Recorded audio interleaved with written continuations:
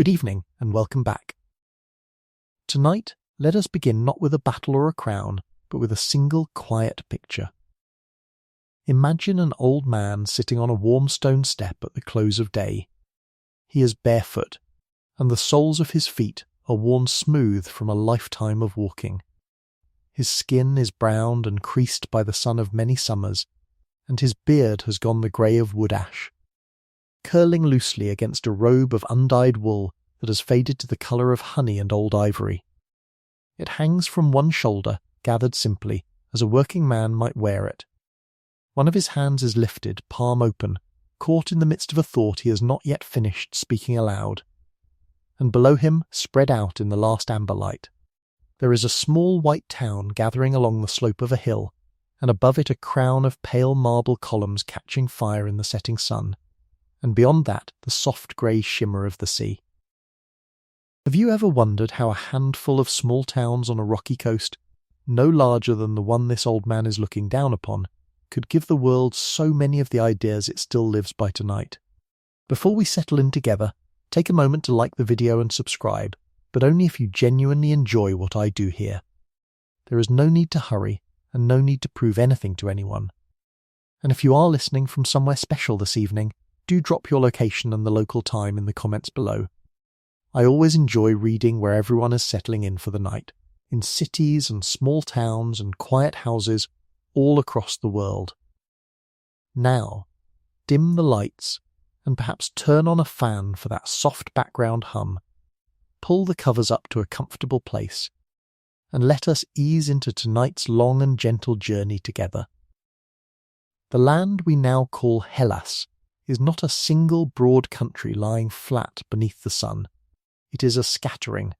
It is a coastline broken into 1,000 small pieces, a place of stony hills and narrow valleys, of little plains tucked between mountains, and of islands strewn across a warm sea like handfuls of grain thrown from an open palm.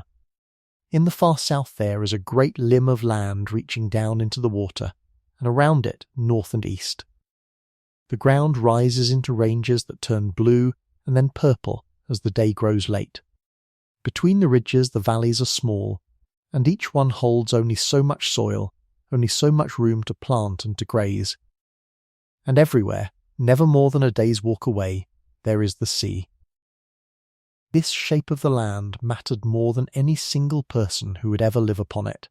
Because the mountains divided the people into small pockets, each valley and each island grew up a little apart from its neighbours, learning to govern itself, to feed itself, to defend its own small piece of ground. And because the sea was always near, the people of these valleys became sailors almost without deciding to, carrying oil and wine and clay pots from one shore to the next, and carrying stories along with the cargo. So from the very beginning there were two forces at work here, gently pulling against one another. There was the mountain, which kept people small and separate and fiercely their own, and then there was the sea, which drew them out to meet and trade and mingle. Nearly everything that would follow grew out of the quiet tension between those two things, long before there were temples or philosophers, before there was a written word in this place. There were only farmers. They came in the deep past, so long ago that no one remembers their coming, and they settled the little plains and the gentler slopes.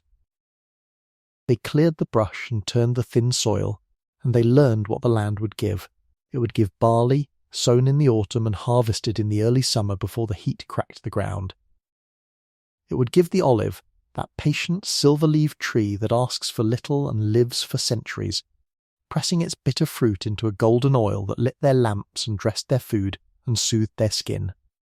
And it would give the grape, trained along the warm hillsides, crushed each autumn into wine that was watered and shared, barley, the olive, and the vine. On these three quiet gifts the whole of this civilization would one day stand.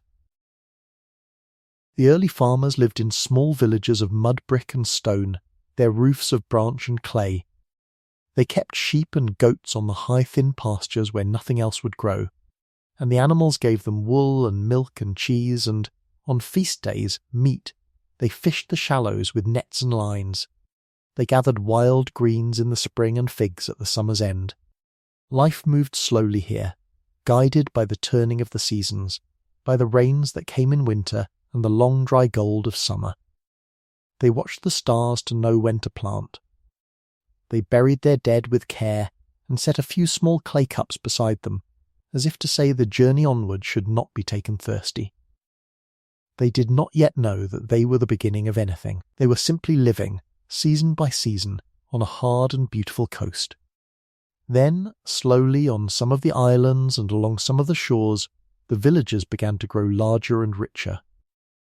On the island of Crete, far to the south, lying like a long stone ship across the throat of the sea, something remarkable began to take shape. Here, many centuries before the age we usually call Greek, a people we now name the Minoans built the first great palaces of this world. We call them Minoans after a half-remembered king named Minos, though we do not truly know what they called themselves, for their writing has never fully spoken to us. But their palaces we can still see.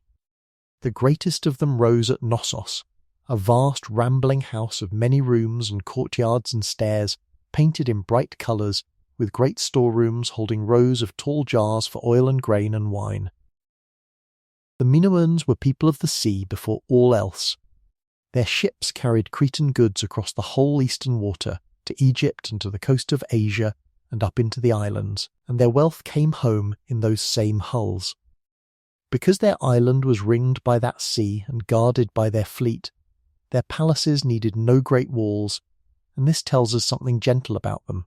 They painted their walls with dolphins and lilies and leaping fish, with slender young people in bright skirts, with a strange and joyful game in which youth seemed to vault over the horns of a charging bull. They loved colour and movement and the living world. For a long span of centuries, on their green and pleasant island, they lived a bright life at the very edge of memory. But the sea that made the Minoans could also unmake them. Their world was struck hard, most likely by a chain of disasters, an earthquake and then the terrible eruption of a volcano on a nearby island, which threw up waves and darkened the sky and shook their fragile web of trade. Weakened, the palaces fell quiet, and into that quiet came a new people from the mainland to the north, harder and more warlike, who took what the Minoans had built. We call these newcomers the Mycenaeans, and with them the story moves at last onto the Greek mainland itself, and now the age of legend truly begins. The Mycenaeans were a mainland people, and where the Minoans had built open-painted palaces by the sea, the Mycenaeans built strongholds of stone upon high hills, with walls so massive that later Greeks, gazing up at them, could not believe human hands had raised such blocks, and said instead that giants must have done it. Their greatest citadel gave the whole people its name, a fortress crouched among the hills of the southern mainland, its gate crowned with 2 carved lions standing guard above the lintel. Inside such walls lived warrior kings and their households, and beneath the floors of their tombs archaeologists would one day find masks of beaten gold laid over the faces of the dead, and swords and cups, and the wealth of a proud and fighting age. These were restless men, who loved gold and glory and the taking of it. Their ships and their war bands ranged across the sea, raiding and trading along distant coasts. And it is from this Mycenaean world, from its real wars and its real kings dimly remembered, that the great stories would later grow, the stories of a 10-year siege of a rich city across the water, of quarrelling heroes and stolen queens and a horse of wood. For a few bright generations the Mycenaean kings held their high stone halls, and then, for reasons we still cannot fully name, their world too came apart. Around 3,000 years ago, a long darkness settled over these lands. The great citadels were burned or abandoned, the kings vanished, the art of writing itself was lost and forgotten, so that for centuries no one in this place could set down a single word. The trade routes fell silent, the population thinned, and the villagers shrank back down toward the simple, slow life of the early farmers. We call this long, quiet stretch the Dark Age, not because it was evil, but because so little light of memory reaches us across it. It was a time of forgetting, of people living smaller lives among the ruins of a grander past, telling one another that once, long ago, there had been heroes. And yet the darkness was not empty. In the small villages gathered around the fire in the long winter nights, the people kept something alive that mattered more than gold or stone walls. They kept the stories. From father to son, from singer to singer, they passed down the tales of the vanished heroes, the wars and voyages of that Mycenaean age now half turned to legend. And somewhere in the middle of this long quiet, the greatest of these singers gave the stories their lasting shape. We know him only by a single name, Homer, and we cannot be sure he was one man at all, or blind as the old tradition says, or exactly when he lived. But under that name 2 vast poems were composed and remembered and finally, when writing returned, set down. The first of these poems tells of a single terrible span in the 10th year of a long siege, of the anger of a great warrior named Achilles, swift and proud and doomed, and of the walled city he came to break, and of the quieter man within those walls, the Prince Hector, who fought not for glory but only to defend his home and his small son and his wife. It is a poem about the shortness of life and the sorrow of war even amid its glory, and it ends not in triumph but in grief and in the burial of the fallen. The second poem follows one weary soldier, Odysseus, clever and enduring, on his long crooked voyage home from that same war, past monsters and enchantresses and the anger of the sea, for 10 more years. Toward a wife and a son and a small rocky island he never stopped longing for. These 2 poems became the shared inheritance of everyone who spoke Greek. Children learned them. Grown men quoted them. They taught what courage was, and what cunning was, and what it meant to keep faith or to break it. And above all they taught that even the greatest of men are mortal, and must one day die, and that this is the very thing that makes their brief lives shine. Long before there were schools or philosophers, these stories by firelight were the first teachers of the Greek imagination. And because everyone knew them, they gave scattered valley people a thing to share across all their divisions, a common well of memory from which they could all drink. Slowly, as the centuries of the Dark Age wore on, the light began to return. The villages grew again. Iron came into use for tools and blades, harder and more common than the old bronze. Trade crept back to life along the coasts, and with the trade came a gift beyond price, borrowed from the seafaring traders of the eastern shore. The Greeks took the letters of those traders and reshaped them, and for the first time gave full voice to their vowels, and so made an alphabet of their own, simple enough that a common person might learn it, not only a trained scribe.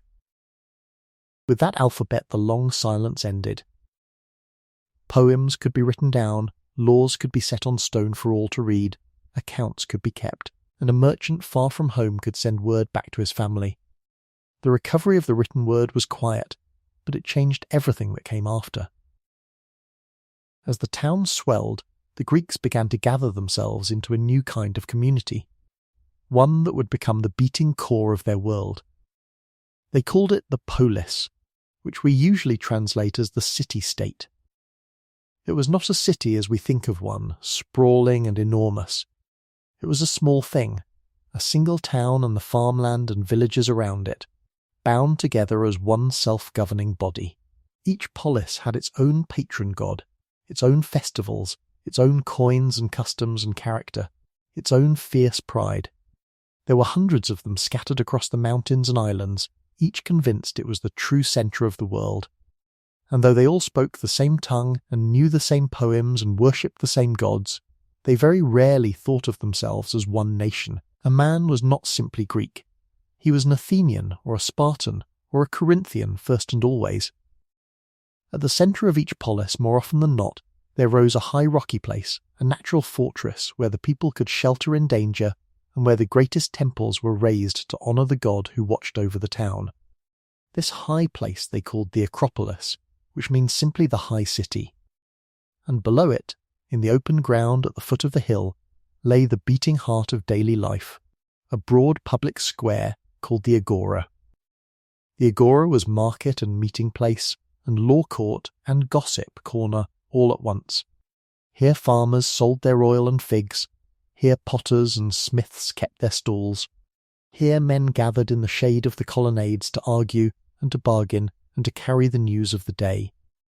And it was here, in this ordinary open square, more than in any temple or palace, that the most surprising things would soon begin to happen. For in the agora, men began to argue not only about the price of grain, but about how they ought to be governed. In the old days, a polis was ruled by its noble families, the men who owned the widest fields and the finest horses, and they governed among themselves and passed their power to their sons. But as trade grew, and the towns filled with new men, merchants and craftsmen, and hardened farmer soldiers who had bled for the city in its wars, more and more of these ordinary men began to ask a simple and dangerous question. If we fight for the city, and feed the city, and fill it with our labour, why should a handful of old families alone decide its fate? That question, asked quietly at first in 1,000 market squares, would echo down all the centuries that followed, and it echoes still tonight. Let us walk now toward one particular polis, the one that would carry that question the furthest, and give the world a word it still uses. Its high rock rose from a wide dusty plain a little back from the sea, and on that rock the people had worshipped their grey-eyed goddess of wisdom for longer than anyone could remember. Her name was that grey-eyed guardian, and after the goddess the city took its name. This was Athens. In its early days Athens was ruled, like the others, by its noble families, and the common farmers who worked the land around it grew slowly into deeper and deeper trouble. In poor years they borrowed grain and seed from the rich, pledging their own persons as the security for the loan. And when the harvest failed again, and they could not repay, the law allowed the lender to take the debtor himself and his children and sell them into slavery. So the plain around Athens filled with quiet desperation, and free men lived in dread of losing their freedom over a bad season. Into this trouble, the people of Athens turned to a single man they trusted, a poet and a merchant of noble blood but fair mind, named Solon. They gave him the authority to remake their laws, and they trusted him because he was known to belong wholly to no faction, neither wholly to the rich, nor wholly to the poor. Solon looked at the suffering of the plain, and he did a bold and gentle thing. He cancelled the debts that had swallowed men whole. He forbade for all time the taking of a free Athenian's own body as security for a loan, so that no citizen could ever again be sold into slavery over a debt. And he sought out those already sold abroad, and, where he could, brought them home. But Solon did more than cut away the old cruelty. He set in place a new frame for the city. He sorted the citizens into classes not by their birth, but by what their land produced, so that a common man who grew prosperous could rise. And he opened the assembly, the gathering of the citizens, to men who had been shut out before. He did not give the poor everything, and he did not strip the rich of all they had, and so both sides grumbled that he had gone too far, and both sides grumbled that he had not gone far enough. Solon answered them with a shrug and a poem, saying he had given the people as much as was their due, neither adding to their honour nor taking it away, and that he had stood with a strong shield thrown over both the rich and the poor, letting neither side win an unjust victory. Then, so that no one could pressure him to unmake his own work, he left the city and travelled abroad for 10 long years. His laws were the first careful step of Athens toward governing itself. The road ahead would be crooked, but he had set its direction. The road was indeed crooked. For all Solon's wisdom, Athens soon fell under the rule of a single strong man who seized power and held it, a lord named Pisistratos, and after him his sons. Such rulers the Greeks called tyrants, though the word did not then mean a cruel man so much as one who had taken sole power without the old right of birth. Pisistratos, as it happened, ruled with a fairly gentle hand. He supported the small farmers, lent them tools and seed, planted the countryside with olives, and adorned the city with fine buildings and grand festivals. Under him Athens grew richer and more beautiful. But one-man rule, however kindly, sat badly with a people who had begun to taste a share in their own affairs, and after his sons turned harsh, the Athenians drove them out at last. And now, freed of their tyrants and unwilling to hand themselves to any new master, they were ready for something the world had never quite seen before. The man who gave it shape was named Clisthenes. Where Solon had eased the people's suffering, Clisthenes rebuilt the very machinery of the state so that power would flow, as far as any age had yet dared to let it flow, from the whole body of the citizens. He broke the old grip of the noble families by mixing the people together in a wholly new way. He divided the citizens into a great many small local groups, and then bundled those groups into 10 larger tribes, but he did it cleverly, so that each new tribe drew its members from the coast and the city and the inland farms alike, mixing rich districts with poor and old rivals side by side. In this way a man's first loyalty was pulled away from his clan and his noble patron and toward his fellow citizens across the whole city. From these tribes came a great council to prepare the city's business, its members chosen yearly by lot, so that the ordinary run of citizens, and not only the ambitious, took their turn at governing. The Greeks gave this new arrangement a name that has never left us. They called it democracy, the rule or the power of the people. We should be honest and gentle about what this democracy was and what it was not. The people who held this power were the adult male citizens, and they were only a part of those who lived in Athens.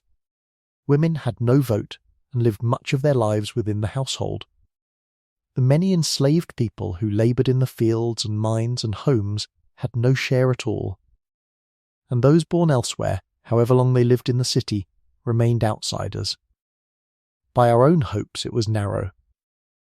And yet, measured against everything that had come before it, in the whole long story of humankind, it was astonishing. For the first time, in this one small city on its dusty plain, thousands of ordinary men, farmers and potters and rope makers, gathered on a bare hillside to debate the great questions of war and peace and law, and settled them by the raising of their own hands. No king decided for them, no priest.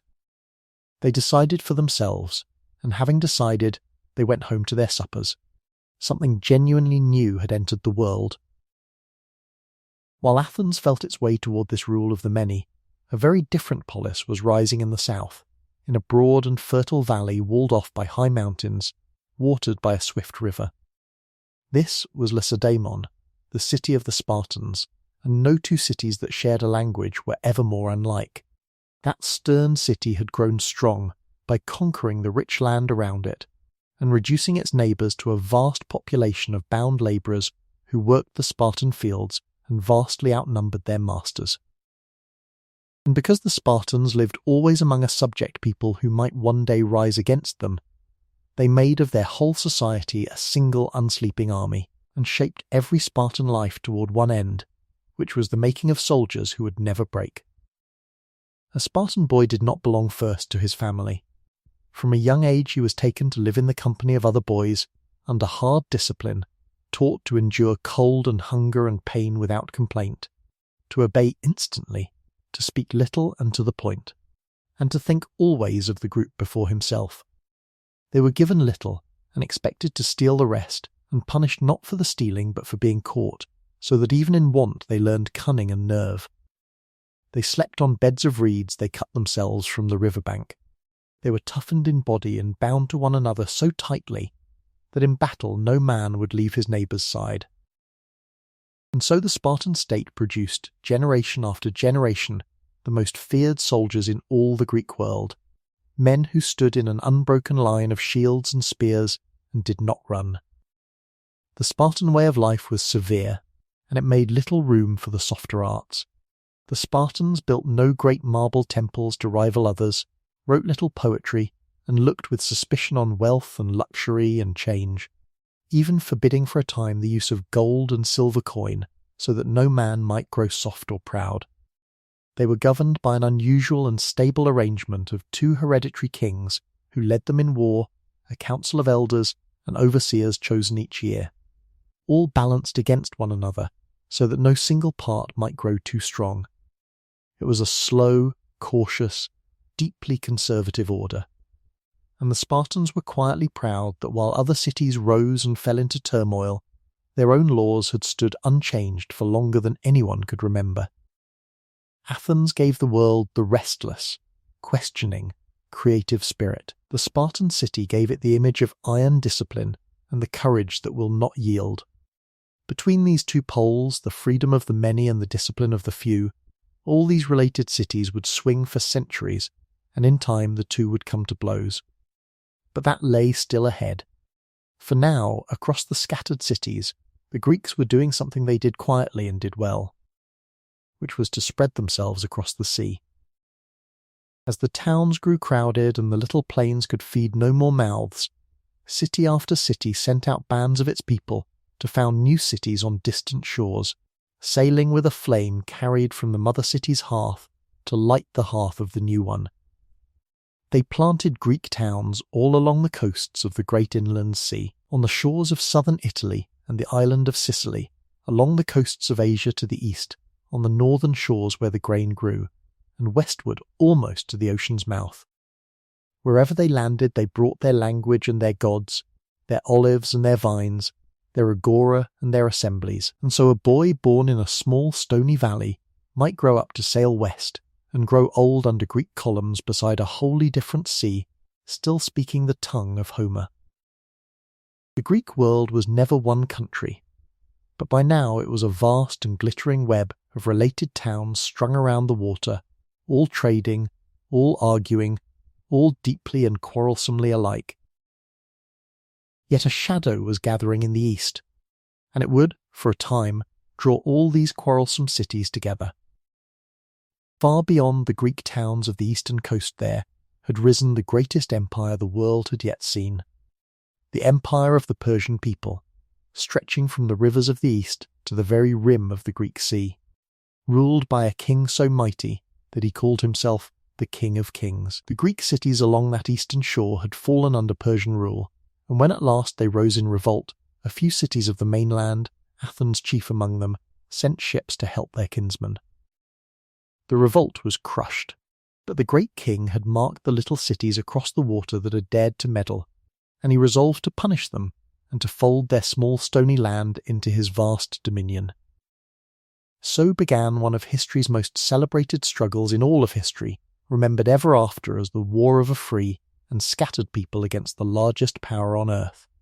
The first storm broke upon a wide plain by the sea north of Athens, a place called Marathon, where a Persian host came ashore expecting an easy conquest. The Athenians, with a small band of allies, marched out to meet them, badly outnumbered, and did a thing that seemed like madness.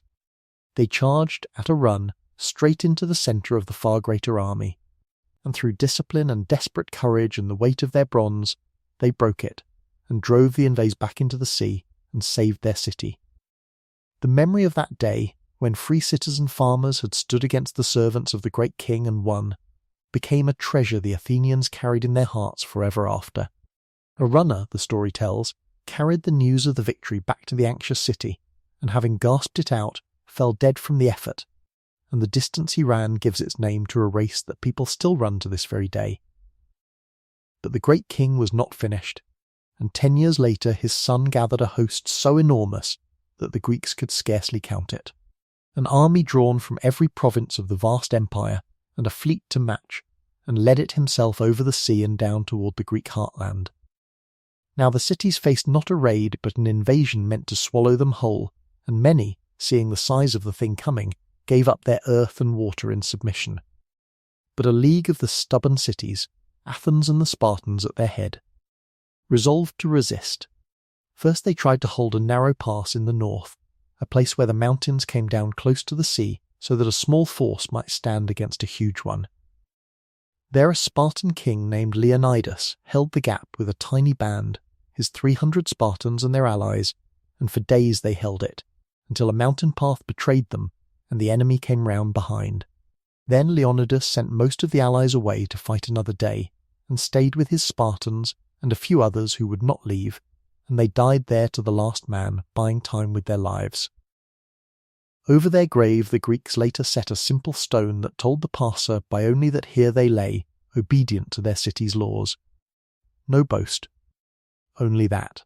The pass was lost, and the great king's army poured down into the Greek heartland and burned Athens itself, whose people had abandoned their homes and crowded onto their ships and the nearby island, trusting to a strange oracle that had told them their salvation lay in wooden walls. The wooden walls, a clever Athenian leader named Themistocles argued, were the ships, and so the fate of the free cities came down to a sea battle fought in the narrow strait beside that island, a place called Salamis. There the huge Persian fleet, crowded into waters too tight for its numbers, was lured in and torn apart by the smaller, nimbler Greek ships, while the great king watched from a golden throne set upon the shore and saw his navy destroyed before his eyes. The following year the great king's land army too was beaten at last on a plain called Plataea, and the invasion was broken. The scattered little cities, against every reasonable expectation, had turned back the mightiest empire on earth. It is hard to overstate what this victory did to the Greek spirit, and above all to Athens.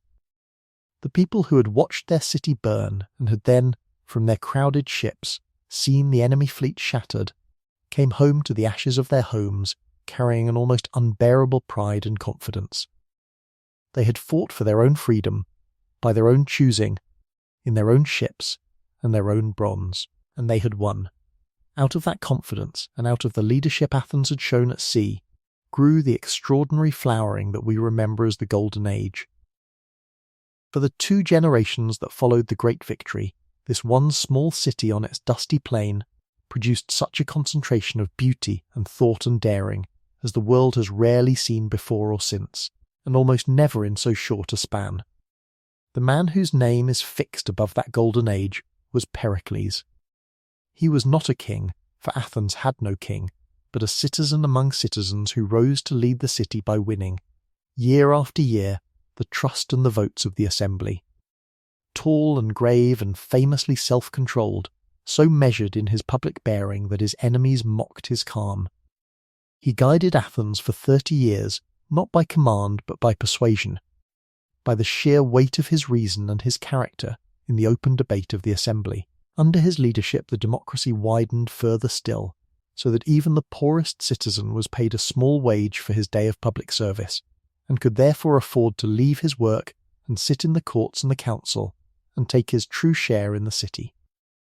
Pericles believed, and said so plainly in a great funeral speech over the war dead, that Athens was a school for the whole Greek world, a city where power lay in the hands not of a few but of the many, where a man was judged by his worth and not his birth, and where the same citizens who tended their own gardens with care could also debate the affairs of a great state with wisdom.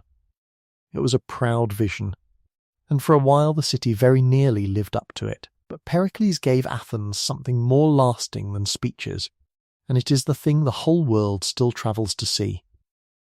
With the treasure of the alliance Athens now led, and against the grumbling of those who thought it extravagance, he set the city to rebuilding the temples the Persian people had burned upon the high sacred rock of the Acropolis, and he gathered the finest artists and builders of the age to do it.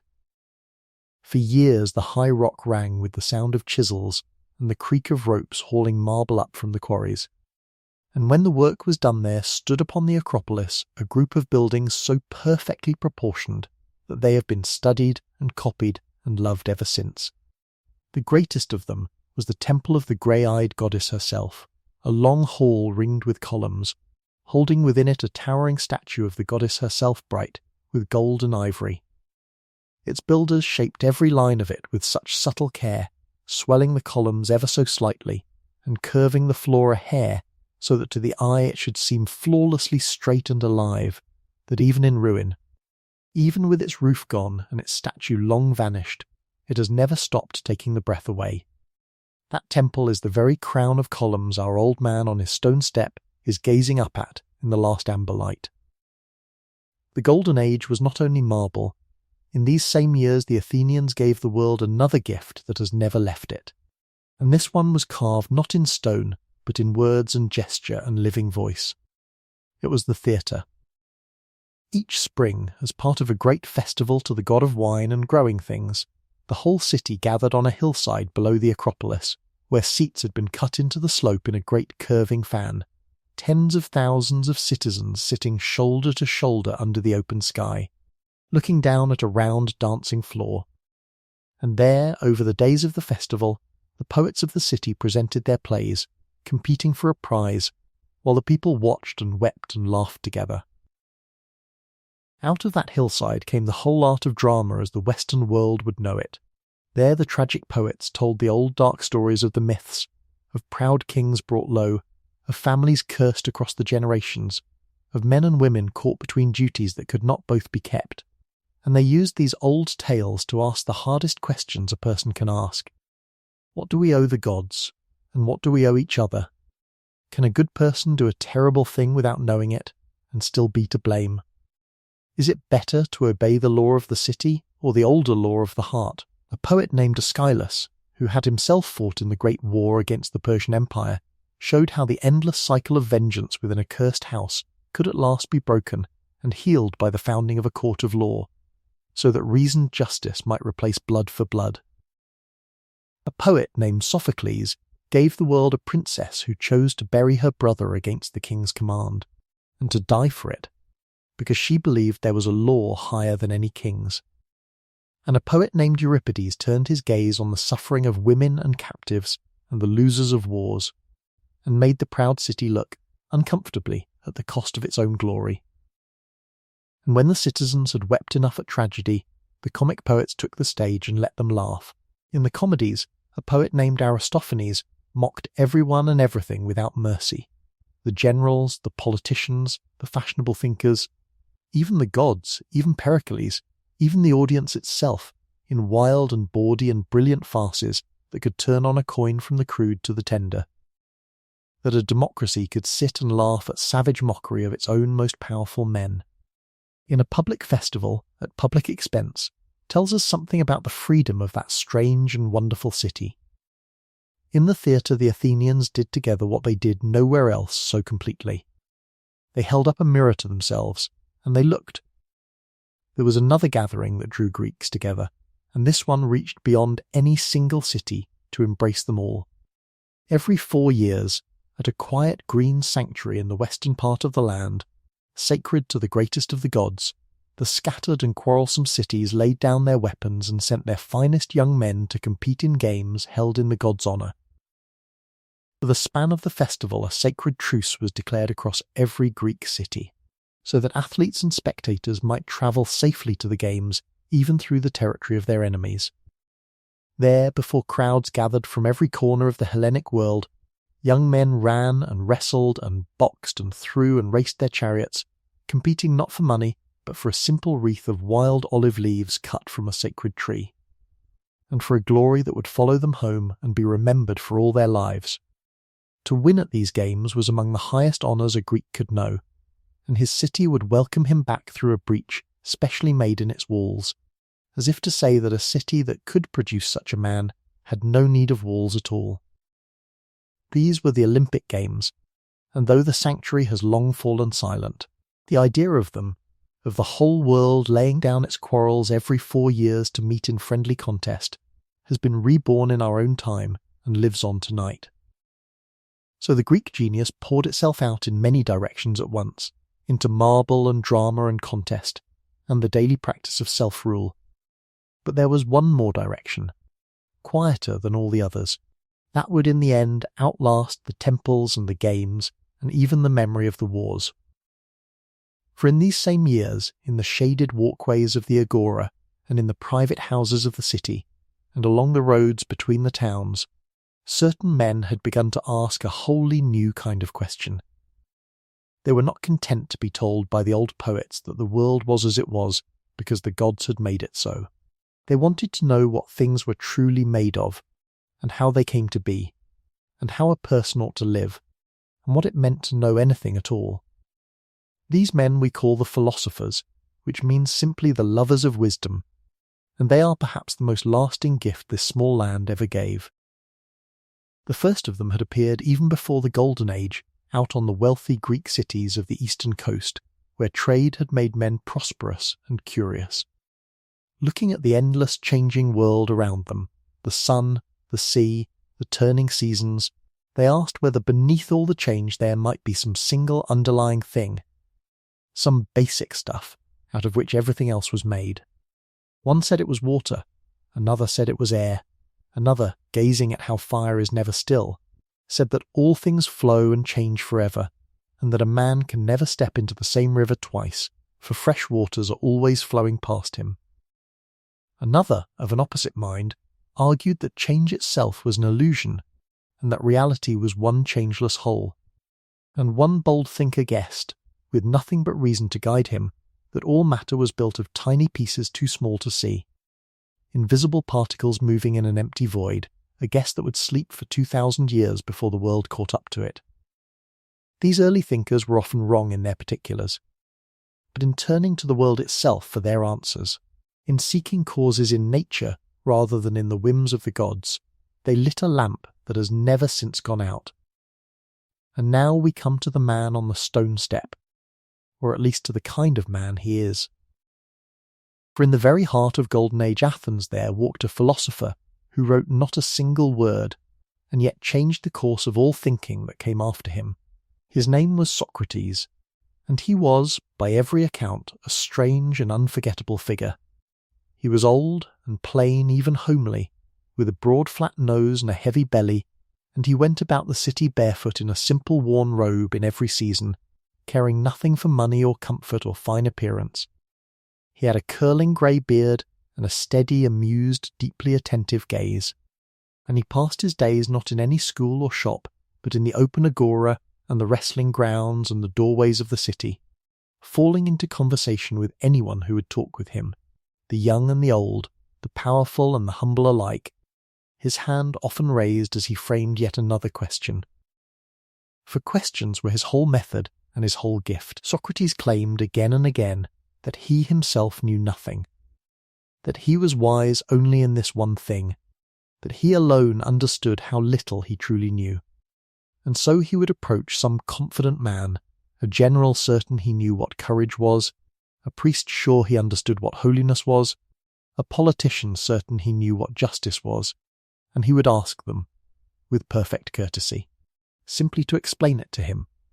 And then he would ask another gentle question, and another, following each answer to where it led, until the confident man discovered, to his astonishment and often his annoyance, that he could not truly say what he had been so sure he knew. Socrates did not lecture. He did not hand down doctrines. He only questioned, and by questioning he showed men that the foundations they stood upon were not so solid as they had thought, and he set them, if they had the courage for it, to the hard and lifelong work of thinking honestly for themselves. He taught, or rather he insisted by his whole life, that the care of one's own soul, the striving to become a genuinely good and just and wise person, mattered more than money or power or reputation, and that the unexamined life, the life lived without ever stopping to ask what it is all for, was scarcely worth living at all. He believed that no one does wrong on purpose, but only out of ignorance of the true good, and that if a man could only truly understand what was right, he would do it. Around him gathered the brightest young men of Athens, who followed him through the streets, delighting in watching the pompous deflated, and hungering to learn how to think as he did. But a man who makes powerful people feel foolish makes enemies, and Socrates made many. And his beloved city, in these years, had fallen on hard and bitter times, as we shall soon see, and had grown suspicious and afraid, in no mood to be questioned. At last, when he was an old man of 70, he was brought before a court of his fellow citizens on the charge that he did not honour the city's gods, and that he corrupted its young men by teaching them to question everything. He might have escaped with a soft word, an apology, a promise to fall silent, or by simply fleeing the city as his friends begged him to do and even arranged for him to do. But he would not. To stop questioning, he said, to stop examining his life and the lives of others, would be to betray the very thing he had lived for, and a good man should fear doing wrong far more than he fears death, since no one truly knows whether death is not the greatest of all blessings. And so he accepted the court sentence, and on the appointed day, surrounded by his weeping friends, calm and even gently teasing them for their tears, he drank the cup of poison hemlock the law required, and lay down and died. He met his death as he had lived, unafraid, and by that death he made his questions immortal. What Socrates never wrote, his greatest pupil wrote for him, and so we come to the second of the three, a man named Plato. Plato was young when his master was put to death, a nobleman by birth who might have entered the politics of the city, but turned from it in disgust at the injustice that had killed the best man he ever knew. Instead, he gave his life to philosophy, and to preserving and extending the work of his teacher. He wrote his ideas not as dry treatises, but as dialogues, as living conversations, with Socrates almost always at their centre, questioning and probing exactly as he had done in life, so that reading them we can almost hear the old man's voice again in the Agora. Through these dialogues, Plato explored nearly every great question that has troubled thinkers since. What is justice? What is a good life? What is the best way to order a city? What is beauty, and love, and knowledge, and the soul? At the centre of Plato's thought lay one strange and beautiful idea. He came to believe that the changing, imperfect things we see around us with our eyes, this particular tree, this particular just act, this particular beautiful face, are only shadows and copies of something higher and more real, of perfect and unchanging forms that exist beyond the world of the senses, graspable only by the mind. There is somewhere, he thought, a perfect justice itself, a perfect beauty itself, of which every just deed and every lovely thing here below is only a faint and flickering reflection. He pictured most people as prisoners chained in a dark cave, mistaking the shadows flickering on the wall for the whole of reality, and the philosopher as the one who struggles free, climbs up out of the cave into the painful brightness of the sun, sees the real things at last, and then returns, half blind, to try to tell the others what lies outside. To seek wisdom, for Plato, was to make that hard climb toward the light of the real. And Plato did one more thing, whose consequences reach all the way to us. On the edge of Athens, in a grove of trees sacred to an old local hero, he founded a school, a place where men could gather to study and argue and pursue wisdom together across their whole lives. We call that school the Academy, and from its name comes our own word for every academy and academic and school of higher learning that has followed. It endured for centuries, long after Plato himself was gone, the first great and lasting institution devoted to nothing but the life of the mind. And to it, as a boy of 17 come down from the north. There arrived one day the third, and in some ways the most far-reaching of our three philosophers, a young man named Aristotle. Aristotle stayed at the Academy for 20 years, first as a student and then as a teacher, until Plato died. He revered his master, but he was a different kind of mind, and in the end he turned away from Plato's great idea of the perfect forms beyond the world. Where Plato looked upward and inward, past the changing things toward the eternal patterns behind them, Aristotle looked outward and downward at the changing things themselves, and loved them for what they were. He was, before all else, an observer, endlessly curious about the actual living, breathing world. He wanted to gather the facts, to sort them, to name them, to understand how each thing worked and grew and fit into the larger order of nature.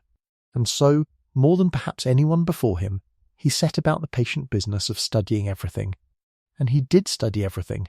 He wrote on the motion of the stars and the causes of the weather. He wrote of the parts of animals and the ways they were born and lived and moved, wading into tide pools to watch the creatures of the sea, dissecting and describing them with a care that would not be matched for 1,000 years, so that he is honoured still as the first great student of living things. He wrote of the soul, of memory, on dreams, on sleep. He wrote on how a story or a play is put together, and what makes it move us. He wrote on the rules of right reasoning itself, laying down the laws of logic, of how one true statement may be soundly drawn from others, so firmly that his framework governed the study of argument for 2,000 years. He wrote on how a city should be governed, gathering and comparing the constitutions of many states to learn what worked and what failed. And he wrote, most gently of all, on how a person ought to live. That last question drew from him an answer that has comforted and guided people ever since, and it is a deeply human and moderate answer, well suited to a tired listener at the end of a day. Aristotle taught that the goal of a human life is a kind of deep flourishing, a happiness that is not mere pleasure, but the fullness of a life lived well, and that we reach it by cultivating good character through steady habit, by practicing the virtues until they become second nature to us. And virtue, he said, most often lies in a middle path between two extremes. Courage is the middle way between cowardice and recklessness.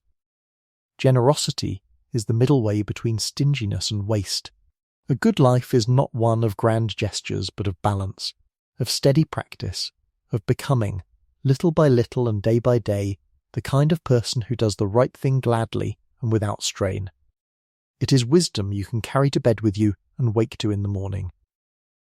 These three men, the questioner who wrote nothing, the dreamer of perfect forms who founded the first school, and the patient observer who tried to understand the whole world, form a single golden thread 3 generations long, teacher to pupil to pupil. Together they set the very terms in which the Western world would think about truth and goodness and beauty for more than 2,000 years, and much of what has been thought since has been a long conversation with them, an agreeing or a disagreeing, a building upon or a arguing against. The temples would fall, the empires would rise and pass. But the questions these three men asked, and the ways they found to ask them, would outlast marble and gold and the memory of kings. That is the quiet inheritance our barefoot sage upon his stone seat holds in his open, uplifted hand. Now we must turn, as gently as we can, to the sorrow that ran alongside all this glory, for the Golden Age carried its own undoing within it. The very confidence and power that had come to Athens out of the great victory over the Persian Empire had made the city proud and grasping, and had turned the alliance it led into something more like an empire, with the smaller cities paying tribute and forbidden to leave, and across the mountains lay the Spartan state, watching this rising power with a deepening unease, and around it gathered other cities that feared Athens and its restless energy and its ships. So the Greek world drifted, slowly and almost against its own will, toward a long and terrible war between its 2 greatest cities and their 2 great alliances, the sea power against the land power, the democracy against the disciplined few. The war, when it came, was long and grinding, and it wandered on for a generation, with truces that broke and campaigns that failed, and a whole world of smaller cities dragged into the quarrel of the 2 great ones. We will not linger over its battles, for this is not a night for battles. It is enough to say that early in the war a terrible plague broke out in Crowded, besieged Athens and carried off a great part of its people, and Pericles himself among them, so that the city lost its wisest guide just when it needed him most. After him lesser men led the democracy, and the city made rasher and crueler choices, and at last staked almost everything on a vast and distant expedition across the sea to the great western island of Sicily, far to the west, which ended in complete disaster, the great fleet destroyed, the army lost. Weakened and reeling, Athens fought on with astonishing stubbornness for years more, but the tide had turned. In the end, with the Persian emperor in gold now paying for a Spartan fleet, the sea power was beaten upon the sea, its last ships taken, its people starved into surrender. The long walls that had joined the city to its harbour were pulled down to the sound of flutes, and the golden age of Athens, in its outward power, was over. And yet here is the gentle and important thing, the thing that keeps this from being a tale of ruin. The defeat of Athens in war did not end the flowering of Greek thought. The victors, having won, proved a clumsy and overbearing master, and its brief supremacy soon crumbled, and no single city ever again ruled the others. But in these very years of political decline and quarrelling, Socrates was still questioning in the Agora, and Plato founded his academy, and Aristotle came to study there. The plays were still performed on the hillside, the games were still run every 4 years, the temple still stood on the high rock, catching the light. The Greek genius did not depend on any one city's power, It had grown too widely and struck root too deep for any war to kill it. The cities had exhausted themselves fighting one another, but the ideas they had bred were only gathering their strength, waiting for the moment and the man who would carry them out into the whole of the known world. That man and that moment came from the north, from a rough-and-half wild kingdom on the edge of the Hellenic world called Macedon, whose people spoke a form of Greek and worshipped the Greek gods, but had long been looked down upon by the polished southern cities as little better than country cousins. The kings of Macedon had for generations admired Greek culture and longed to be counted among its own, and one of them, a shrewd and tireless king named Philip, at last made his rough kingdom strong. He forged the finest army the Greek world had yet seen, drilled to a new and deadly perfection, armed with long spears in tight blocks that no ordinary line could stand against. And with this army, patiently, city by city and alliance by alliance, he brought the quarrelling and exhausted cities of the south under his control, until he stood as the master of nearly all the Greek cities. Philip dreamed of leading the united Greeks eastward at last, to turn their long-held grudge against the Persian Empire into a war of conquest, to pay back the old invasions and win the wealth of the East. But before he could set out he was struck down, murdered at a wedding feast, and his crown and his army and his great dream passed to his son, a young man of 20. And that young man had been given, in his boyhood, the finest teacher in the whole world, for Philip had summoned Aristotle himself, the patient observer, down from the academy to tutor the prince. So it was that the philosopher who had studied all of nature poured what he could into the mind of the boy who would soon try to conquer all of it. The boy's name was Alexander, and the world would come to call him Great. Alexander was one of those rare figures who seem almost too large for history to hold. Brave to the point of recklessness, brilliant, restless, driven by a hunger for glory that nothing on earth could ever fill, he carried always with him, the story says, a copy of Homer's poem of the war at Troy, and slept with it and a dagger beneath his pillow, and dreamed of matching the heroes of old. When he took his father's throne and his father's army, he did not rest. He gathered the Greeks, crossed the narrow water into Asia, and flung himself and his small superb army against the vast Persian Empire that had once tried to swallow the free cities whole. And in a handful of years, against all reckoning, he broke it utterly. He won battle after battle against the Persian emperor and hosts, many times the size of his own. For his army was better, and his own daring was without limit. And he always struck at the heart of the enemy line where the great king himself stood. He took the ancient cities of the East, the wealthy coasts, the old kingdom of Egypt where they hailed him as a pharaoh and where he founded, at the mouth of the great river, a new city bearing his own name that would grow into the most brilliant city of the age. He marched into the heart of the Persian Empire and took its capitals and its unimaginable treasure.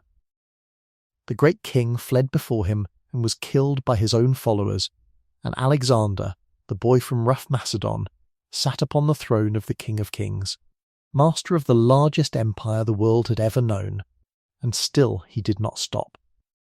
He pressed on, east and ever east, over deserts and towering mountains, into lands the Greeks had known only as names in travellers' tales, until he came at last to the far rivers of the east and the edge of a wholly unknown world, and there, only there, his weary soldiers, who had followed him to the ends of the earth and beyond every promise, finally refused to go a step further, and wept and begged him to turn them toward home. And Alexander, who had conquered everything except the longing of his own men for their families, at last, bitterly, agreed to turn back. He led them on the long, hard road home, and reached the heart of his vast domain, and there, still a young man not yet 33, worn out by wounds and wine and the endless labour of his conquests, he fell into a fever and died. When they asked him, at the end, to whom he left his enormous empire, he is said to have answered only, to the strongest. That was all. To the strongest he breathed and closed his eyes, and the greatest conqueror the world had known was gone before he was 33. His empire did not outlast him by many years as one thing. His great generals fell to quarrelling over the pieces, and after long wars they carved his conquests into several large kingdoms, each ruled by one of them and his heirs after him. But here is the wonder, the thing that makes Alexander matter to our quiet story far more than his battles ever could. He had not merely conquered the East. He had, without perhaps fully meaning to, carried the Greek world out across it and planted it there to stay. Everywhere his armies had marched, Greek soldiers and merchants and craftsmen settled behind them, and Greek cities sprang up from Egypt to the far eastern mountains, dozens of them, many named after Alexander himself. In those cities men spoke Greek, built theatres and gymnasiums and temples in the Greek manner, read Homer and studied the philosophers, and mingled Greek ways with the ancient ways of the peoples already there. So the little scattered civilization of the stony coast, which had never been one country, and had exhausted itself in its own quarrels, now spread its language and its learning and its art across half the known world, from the western sea to the far limit of the east.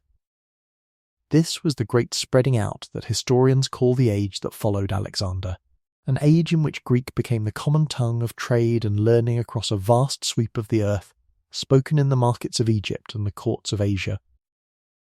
In the new city where the great river met the sea, kings who had been Alexander's generals gathered the largest library the world had ever seen, sending agents to buy or copy every book that could be found, and drawing to it the finest scholars of the age, who there measured the size of the earth itself with astonishing accuracy, mapped the stars, and laid down the geometry that children still learn today. The old temples had begun to fall quiet, but the mind of that people was now abroad in the whole world, and it would never be gathered back. Let us pause here, before we follow the story to its close, and drift back for a while over the ordinary things that filled these Greek lives all along, beneath the wars and the thinking and the marble. For a civilization is not only its great men and its famous days, it is also the smell of bread in the morning, and the sound of a loom, and the shape of the evening around a small fire. And the Greeks, through all their centuries, lived close to those small warm things. Above and around everything the Greeks did stood their gods, and their gods were unlike the distant, all-powerful God that later ages would know. The Greek gods were a great quarrelling family, immortal and mighty, but wonderfully, almost comically human in their loves and jealousies and moods.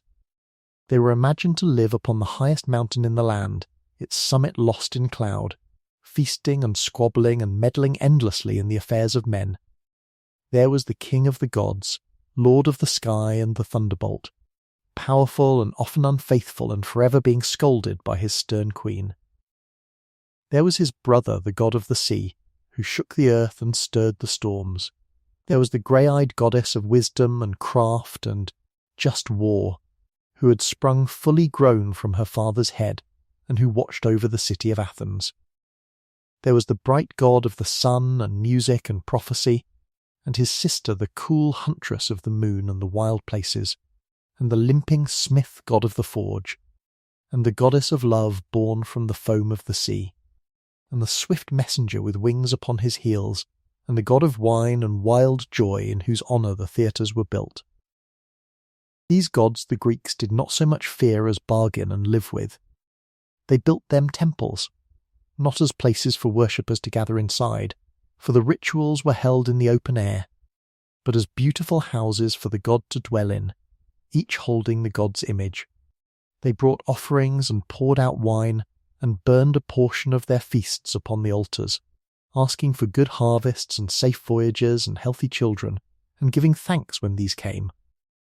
They held great festivals through the year, days of procession and sacrifice and feasting and song, when work was set aside and the whole city turned out in its best. And when a Greek faced a hard choice or an uncertain future, he might travel to one of the sacred oracles, above all to the shrine high on the slopes of the great mountain, where a priestess, seated over a cleft in the rock, spoke riddling answers said to come from the god himself. Answers so cloudy that they could seem true whatever befell. When one king asked the oracle whether he should march against a great empire, the priestess answered only, "If you cross the river, a great empire will fall." Heartened he crossed and made war, and it was his own great empire that fell. exactly as the riddling god had said, and no one could argue that the oracle had lied. And woven all through this worship were the stories, the myths, the greatest treasure house of tales the Western world has ever known. These were told and retold at every hearth, sung by poets, painted on pots, carved into temples, and learned by every child. There were the tales of the making of the world out of chaos, and the wars of the gods, and the gift and theft of fire. There were the heroes, half divine, who fought the monsters of the old wild world, the strong man who performed 12 mighty labours, the clever man who slew the snake-haired monster whose gaze turned men to stone, the hero who threaded the twisting maze on Crete to kill the bull-headed beast at its heart, and found his way out again by a thread of thread. There were tender and terrible tales, too, of the musician whose song could charm stone and beast, who went down into the land of the dead to bring his wife back, and lost her at the very threshold by looking back too soon. There were warnings folded into wonder, of the boy who flew too near the sun on wings of wax and feathers and fell into the sea, of the king whose every touch turned all to lifeless gold. These stories were how the Greeks thought about courage and love and pride and grief and fate, long before the philosophers gave them other words for the same deep things, and they are told to children still, tonight, in 1,000 languages the Greeks never dreamed of. Beneath these gods and their stories ran the plain fabric of daily life, and it was a modest life for most. A Greek house was usually a simple thing of mud brick around a small open courtyard, plain on the outside, turned inward toward its own quiet centre, where a household altar stood. The rooms were few and sparely furnished, cool in the fierce summer, smoky in the damp of winter. The day began early, with bread and perhaps a little wine, and the food through the day was simple and good, the food of the 3 great gifts of the land. There was bread and porridge of barley and wheat. There were olives and the golden oil of them on everything. There were figs and grapes and cheese, beans and lentils, greens from the hillside, fish from the ever-near sea, and only rarely meat. Most often at a festival when an animal had been offered to the gods, and its flesh then shared out among the people. Wine there was at every table, but almost always mixed with water, for to drink it neat was thought the mark of a barbarian. The work of the household fell largely to the women, and their world was mostly the world of the home. A respectable woman of the city spent much of her life within the walls of her house, managing its stores and its servants, raising the children, and above all working the wool, for the spinning of thread and the weaving of cloth was the honoured labour of women in every Greek home, from the poorest cottage to the grandest house, and even queens in the old poems are shown at their looms. It was a life narrower than we would wish for anyone, and the Greeks, for all their brilliance, never questioned it as they questioned so much else.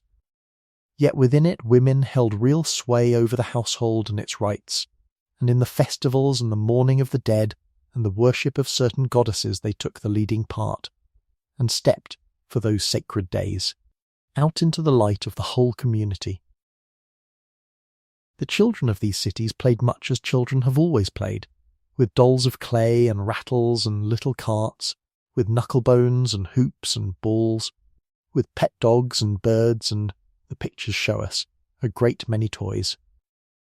The boys of a city like Athens, once past early childhood, were sent to school, not a school run by the state, but by private teachers paid by the family, where they learned to read and write and reckon, to sing and play the lyre, and to recite great stretches of Homer by heart, for the poems were the very backbone of a Greek education. And always, threaded through the schooling, came the training of the body, for the Greeks believed as an article of faith that a fine mind belonged in a fit and graceful body. And their word for the place of that training, the gymnasium, has come down to us little changed. There the young men ran and wrestled and threw, oiled and unclothed under the sun, and there too, in the shade of the colonnades around the exercise ground, old men and philosophers gathered to talk, so that the tending of the body and the training of the mind went on side by side in the same pleasant place. There were other quiet triumphs of the Greek intellect besides the great philosophers, and they too have never left us. For the Greeks were the first people we know of to write history as we understand the word, not as a bare list of kings and years, nor as a tale of the gods, but as a careful human inquiry into what had truly happened and why. The first of them was a great traveller and storyteller who set out to record the causes of the mighty war between the Greeks and the Persian people, so that the deeds of men should not fade with time. He wandered across the known world, to Egypt and Babylon and the northern shores, gathering stories and customs and marvels, sifting what he was told, weighing one account against another, and setting it all down with such warmth and curiosity that he has been called ever since the father of history. And after him a sterner Athenian, who had himself been a general in the long war between Athens and the Spartans, and had failed and been exiled for it, wrote the account of that war with a cold and piercing honesty, seeking not to entertain but to understand the workings of power and fear and self-interest among men and cities, and hoping that his book might be a possession for all time, a mirror in which later ages could recognize their own follies. In him the study of history became, for the very first time, a search for the hard truth of human affairs. The Greeks turned that same clear gaze upon the human body and its ills, and so laid the first stones of the art of medicine. On a small sunlit island there lived and taught a physician whose name has stood ever since for the healer's calling, and though we know little for certain of the man himself, the teaching gathered under his name broke with everything that had come before. Where sickness had always been thought a punishment or a possession sent by the gods or by evil spirits, to be driven off with charms and prayers, these Greek physicians insisted that every disease had a natural cause, arising within the body itself, and could be studied and understood and sometimes healed by natural means. They watched their patients closely, noted the course of each illness with care, trusted above all in rest and clean food and the healing power of the body's own nature, and bound themselves by a solemn promise to work always for the good of the sick, and never to do them harm. A promise that physicians in one form or another still make today. It was the beginning of the long road toward all the medicine that has eased human suffering since. And there was mathematics, which the Greeks loved not merely for its uses in trade and building, but for its own cool beauty, as a glimpse of a perfect and unchanging order behind the messy world. There was the thinker who gathered a strange half-secret brotherhood around him and taught that number was the very key to the universe, that the whole cosmos was built on ratio and harmony, and who is remembered by every schoolchild for the simple, perfect truth he found about the sides of a right-angled triangle. There was, later, in the great library at the mouth of the river, the patient teacher who gathered all the geometry of his people into a single-ordered book, beginning from a handful of plain and obvious truths and building up from them, step by careful step, proof upon proof, the whole soaring structure of the subject, so clearly and so soundly that his book was used to teach geometry for over 20 centuries, one of the most enduring works ever written by a human hand. And there was the greatest of all their thinkers on number and shape, a man of a Greek city on the island of Sicily, who measured the circle and played with the counting of the sands and cried out in joy, so the story goes, leaping from his bath at a sudden discovery, and who devised such ingenious machines that he held off an invading army almost alone. Until the day the city fell, and a soldier cut him down as he crouched over a diagram drawn in the dust, so absorbed in his figures that he scarcely looked up. In all of this, across all these fields, the same spirit was at work, the spirit that our seated elder carries in his lifted hand and his patient gaze. It was the belief that the world is not a chaos ruled by the whims of unseen powers, but an ordered thing that the human mind can come to understand by looking hard and thinking clearly and asking the right questions. It was the conviction that a person is not merely to be told how to live and what to believe, but is free, and indeed obliged, to examine, to reason, to seek the truth for himself, and to govern himself and his city by that reason. And it was the sense running through the tragedies and the philosophy alike that human life is precious precisely because it is brief and uncertain, lived under the shadow of a fate no one escapes, and that the honourable answer to that shadow is not despair but excellence, the striving to do and make and think the finest things a person can while the short day lasts. These were the true and lasting gifts, greater than any temple.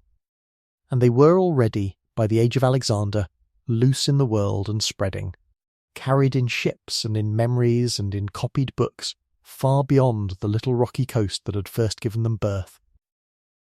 In the long age that opened after Alexander, while his generals' kingdoms rose and settled and slowly wore one another down, the Greek spirit did not fall silent, but it did change its voice. In the older days, when a man had belonged body and soul to his own small city, the great questions had been about the city, about justice and law and how free men should govern themselves together. But now, Greeks lived scattered across enormous kingdoms ruled by distant kings, in vast new cities among strangers of many tongues, and the old close bond between a man and his polis had loosened. And so the philosophers of this new age turned their gaze inward, away from the city and toward the single human soul, and asked a gentler and more personal question. Not how should we govern ourselves, but simply how can a person find peace of mind and live untroubled in an uncertain world? It is a question well suited to the quiet of night. Two great schools of thought grew up to answer it, and both have comforted people ever since. The first was founded by a gentle thinker who gathered his friends into a garden at the outskirts of Athens, where they lived simply together, apart from the noise of public life. He taught that the goal of living was a calm and modest happiness, a freedom from pain and from fear, and that we reach it not through wealth or power or wild pleasure which only breed more craving and more worry, but through simple things, plain food, good friends, a quiet mind, and freedom from the two great terrors that haunt people: the fear of divine anger and the fear of death. The gods, he taught, if they exist at all, are far away and untroubled and take no notice of us, so we need not dread their anger. And death is simply the end of all sensation, nothing to us. For where death is we are not, and where we are death is not, so it too is not to be feared. He who is not satisfied with a little, the gentle teacher of the garden liked to say, is satisfied with nothing. Live simply, he taught. Love your friends, savour the small good things of the passing day, and let go of fear. That was his gentle counsel. The second school was sterner but no less consoling, and it was founded by a teacher who lectured beneath a painted colonnade in the Agora of Athens, so that his followers took their name from that painted porch. These thinkers taught that the whole universe is ordered by a divine reason running through all things, and that a wise person lives in harmony with that reason, and accepts with calm whatever fate may bring. We cannot control what happens to us, they said, the losses and the illnesses and the turns of fortune, but we can always control how we meet it, our own judgments and our own will, and there, in the citadel of the mind, we are free no matter what befalls the body. Some things are within our power, their teacher said, and some things are not. Within our power are our own thoughts and choices. Not within our power are our bodies, our property, our reputation. Trouble yourself only with what is yours, and be at peace with all the rest. The wise person therefore does his duty faithfully, treats all people as fellow members of one great human family, and remains serene and unshaken through good fortune and bad alike, needing nothing that the world can take away. When you wake in the morning, one of them wrote in his private journal, "Tell yourself, today I shall meet with meddling, ingratitude and unkindness. But none of these can truly harm me, for no one can implicate me in what is base." And again he wrote, "Very little is needed to make a happy life. It is all within yourself, in your way of thinking. Dwell on the beauty of life. Watch the stars and see yourself running with them."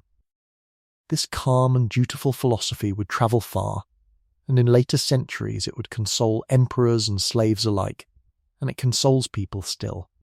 And while the Greek mind turned thus inward, a new power had been rising in the West, in the land of Italy, quietly at first, and then with gathering speed. A city on the banks of a river, Rome, had grown from a small town into the master first of Italy, and then of the whole Western Sea, and now it turned its gaze eastward, toward the wealthy, quarrelling, worn-out Greek kingdoms of Alexander's heirs, One by one, over a couple of centuries, Rome drew them in, sometimes as ally, more often by conquest, until the entire Greek-speaking world, the old cities of the homeland, and the great kingdoms of the East alike, had passed under Roman rule. On the field of battle, the story of the free and independent cities was over. The little cities that had once turned back the great king of the Persian Empire were now provinces of a foreign empire.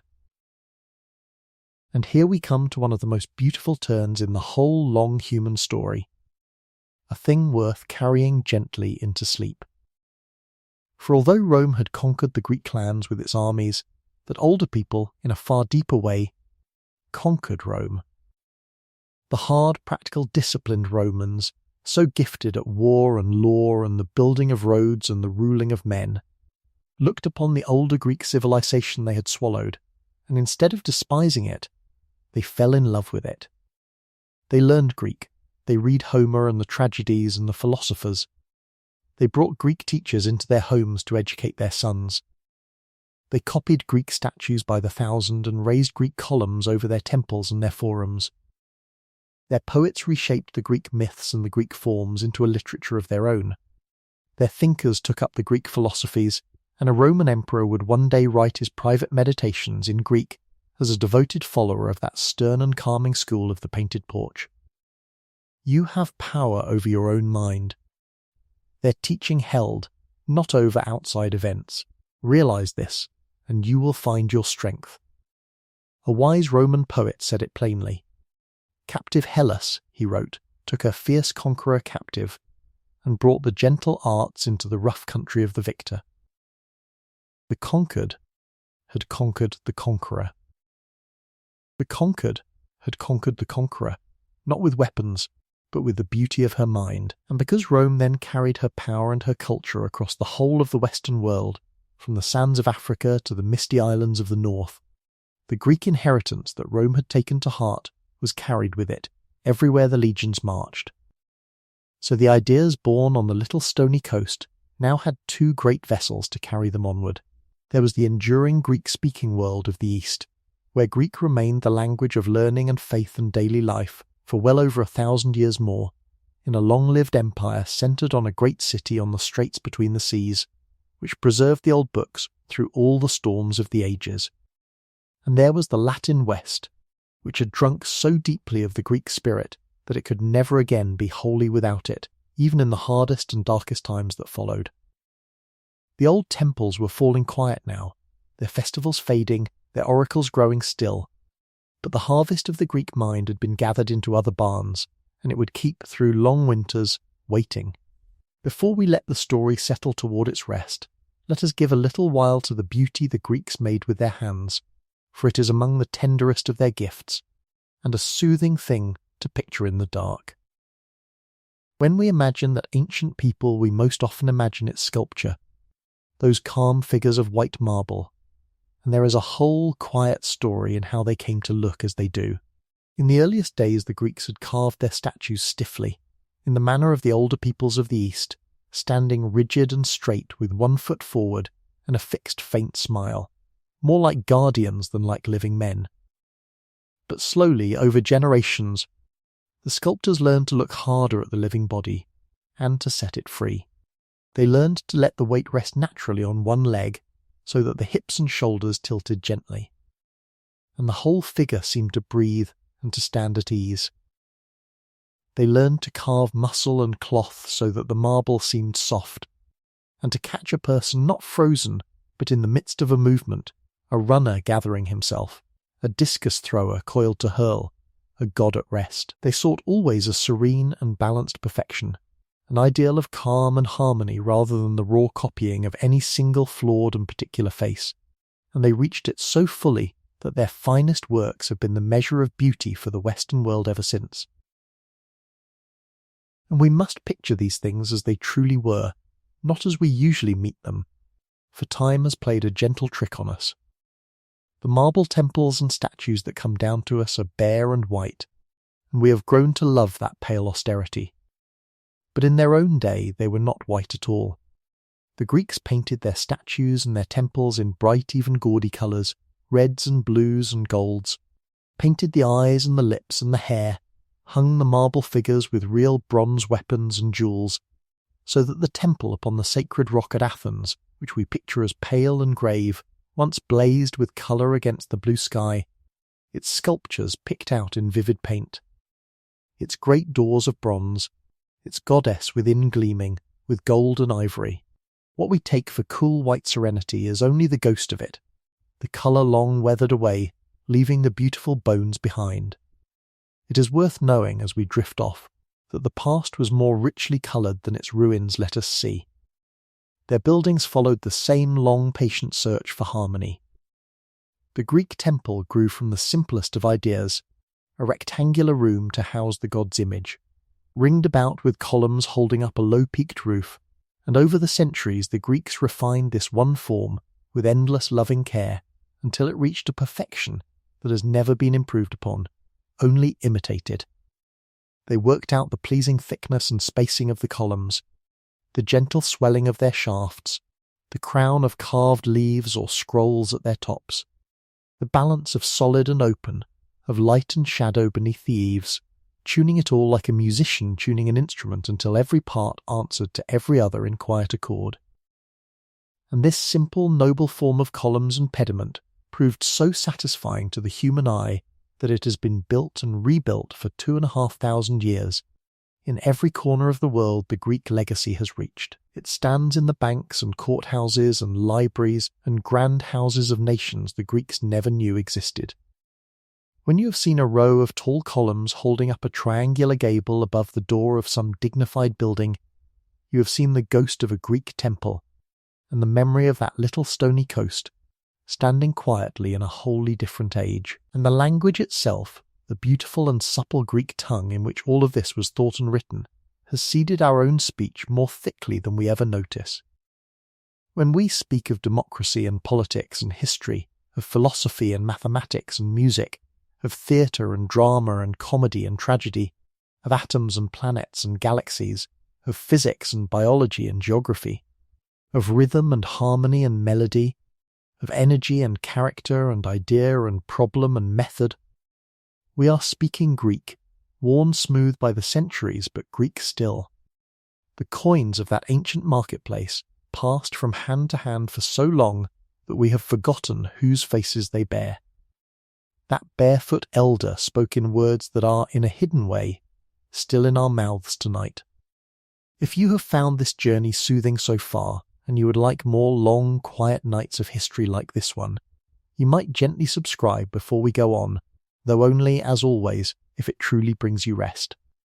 And if you like, tell me in the comments which ancient people you would most like to drift off to next. But there is no hurry in any of it. Let us go on together into the long afterlife of the Greek world, for the story does not end when the temples grow quiet. In some ways, that is where its most surprising chapter begins. Consider what a fragile thing the wisdom of a civilization truly is. A great teacher speaks, and dies, and his words survive only in the memory of his pupils, and then only in whatever they trouble to write down, on scrolls of fragile reed paper or on parchment, each copy made slowly by hand, each vulnerable to fire and flood and damp and neglect, and the simple forgetting of a world grown too poor or too troubled to care. Across the long centuries after Rome itself weakened and the western half of its empire came apart, the towns of the west shrank, the roads fell into disrepair, and much of the old learning slipped away in the west. The knowledge of Greek grew rare, and many of the great books of the Greeks were lost to those lands, remembered only as names, if at all. It would have been easy, in those hard centuries, for the whole harvest of the Greek mind to have quietly rotted away in forgotten storerooms and burned in sacked towns and vanished from the earth. That it did not is one of the quiet miracles of history, and the tale of how it was saved is a tale of many hands in many distant cities, each keeping the flame a while and passing it on.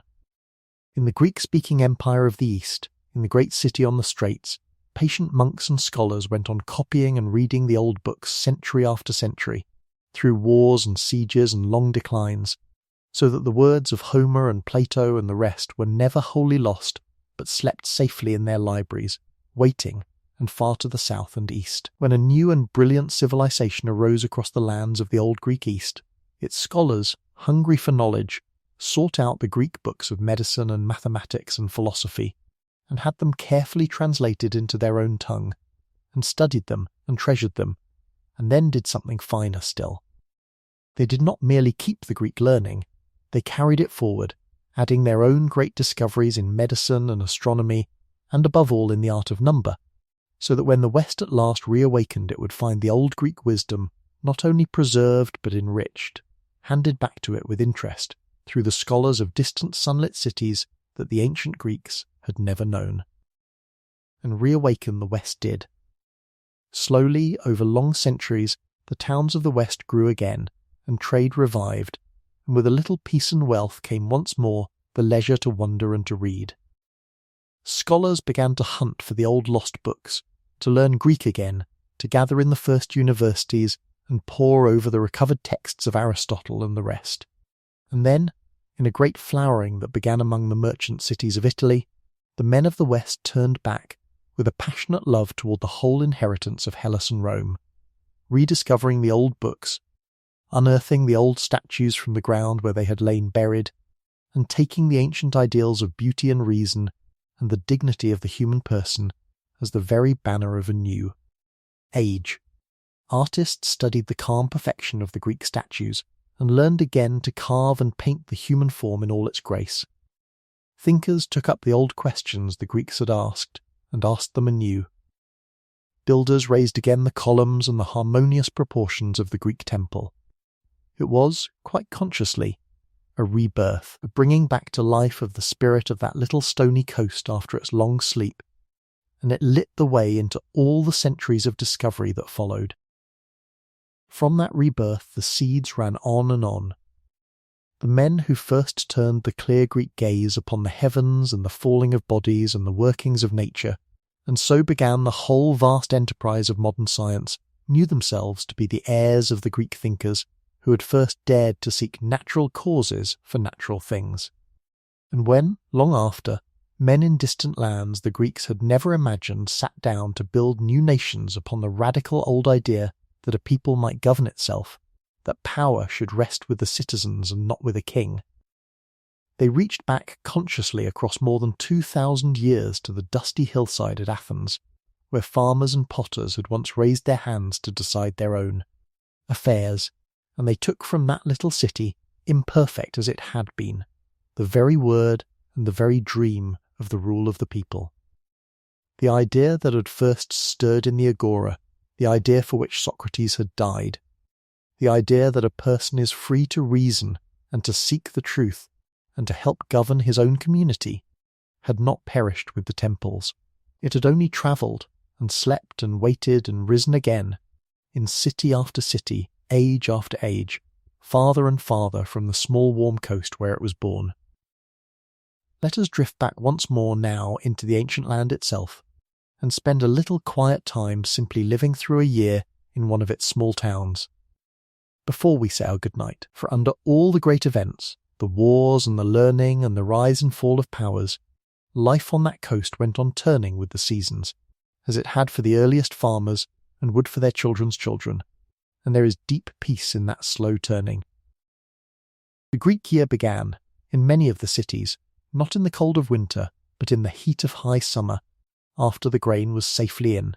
In the autumn came the great labour of the vintage, when the grapes hung heavy and dark on the terraced hillsides, and the whole community turned out to gather them into wide baskets and tread them in the vats, the new wine running out sweet and cloudy, and the god of the vine was thanked with song and dance and a little happy disorder. Then, as the year cooled, the rains came at last to the thirsty land, and the farmer went out to plough the softened earth behind his patient oxen, and to sow the barley and the wheat that would carry the household through the coming year, walking the furrows and scattering the seed by hand as his fathers had, while the winter birds followed behind him. Winter on that coast was short and mild by the measure of colder lands, but it had its grey wet weeks when the sea grew rough and dangerous, and the ships were drawn up on the beaches, and the sailors stayed home. Then families gathered close around the small fire deep within the house, and the men mended their tools, and the women worked the wool at the loom. and the old ones told the children the old stories of the gods and of heroes and monsters, exactly as they had heard them told when they themselves were small. This was the firelit season of tales, and a good thing it is to picture on a night like this. A whole small world of houses along a dark hillside, each with its own little fire and its own low-voiced telling of Odysseus and his long way home, while the winter rain fell soft outside and the children's eyes grew heavy. Then spring returned, as it always does, and the hills that had been brown went suddenly green and then bright with wild flowers, red and gold and blue, and the olive trees put out their small pale blossoms, and the whole land grew sweet and loud with bees and birds. Spring was the season of the great festivals, of the theatre on the hillside and the long processions winding up to the temples with garlands and offerings, when the whole city put aside its work and its quarrels for a few holy days to feast and sing and give thanks together. And then, as the flowers faded and the land dried and the days lengthened into the long gold of summer, the grain ripened in the fields, and the community gathered once more, sickle in hand, to bring in the harvest under the hot sun, and to thresh it on the round threshing floors where the wind carried away the chaff, and to store the precious grain against the year to come. And then it was high summer again, and the wheel of the year had come full circle, and it began once more. This was the deep rhythm beneath everything, the barley and the olive and the vine, the ploughing and the sowing and the reaping, the rains and the drought, the festivals marking the turning points of the year, the same round of labour and rest and worship repeating itself through all the generations, through the years of the heroes and the age of the philosophers and the age of Alexander and the long age of Rome and every age since, on that same warm and rocky coast. The kings and the armies and the great thinkers came and went across the top of it, like weather across a hillside. But the hillside remained, and the farmers upon it kept turning the same soil and gathering the same fruit and telling the same stories by the same winter fires, and it is that quiet, patient, enduring life, more than any battle, that truly carried the Greek people through the centuries. Even now, on that same coast tonight, under the same stars the early farmers watched to know their planting, the olive trees still stand in their silver rows, some of them so old they may have shaded people who saw the temple built. The sea still shines its soft grey and gold at evening between the headlands. The white towns still gather on their slopes below the ruins of the old high places, and on a warm stone somewhere, an old man might still sit at the fall of the day, looking out over all of it, his feet bare, his robe the colour of pale honey and worn ivory, his hand lifted in the middle of a thought, exactly as one did long ago. We have spoken of the mountains that kept the Greeks apart, but let us return now to the sea that drew them together, for the sea was the true highway and the true teacher of this people. And no picture of that ancient people is complete without the smell of salt and tar and the creak of a wooden hull. Almost nowhere in the Greek lands is very far from the water, and from their earliest days the Greeks were sailors, going down to the shore as naturally as an inland people goes out to its fields. The sea fed them with its fish, carried their goods, brought them news and strangers and new ideas, and now and then, in its storms, took their sons and did not give them back. They loved it and feared it in equal measure, and they knew it in all its moods as only a seafaring people can. Their ships were beautiful things, long and low and graceful, driven by a single broad sail when the wind was kind, and by banks of oars when it was not, their prows often painted with a watchful eye, so that the vessel might see its own way across the deep. In these ships the merchants carried the great staples of the Greek trade out across the water. They carried the golden olive oil, pressed from the fruit of those patient trees, prized everywhere and shipped in tall clay jars by the tens of thousands. They carried wine, the good wine of the islands and the coasts, sealed in the same great jars. They carried the fine painted pottery of Athens and other towns, cups and bowls and jars decorated with scenes of gods and heroes and daily life in glossy black and warm red, so admired that pots made in Athens have been dug up in graves at the far corners of the ancient world. And home again in the empty hulls came the things the stony Greek land could not supply enough of, grain above all. The bread of life, brought from the rich plains around distant seas to feed the crowded cities that could not feed themselves. This trade knit the whole Greek world and much beyond it into a single web of exchange, and it carried far more than cargo.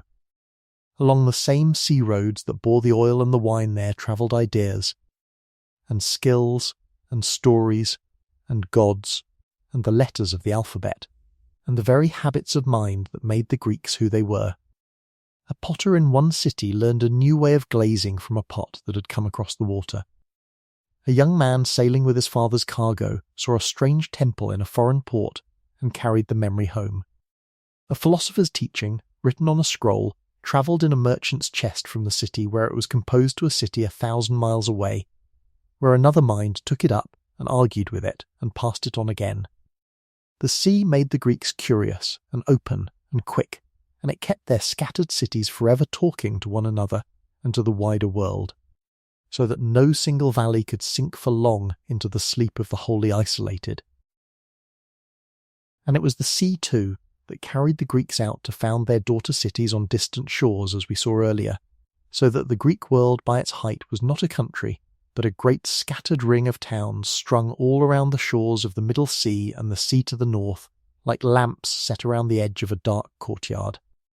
The traveller could sail for weeks from one Greek city to another, hearing his own tongue in every port, seeing familiar columns and familiar gods, buying oil pressed from familiar trees, and yet never set foot in anything we could call a single Greek state.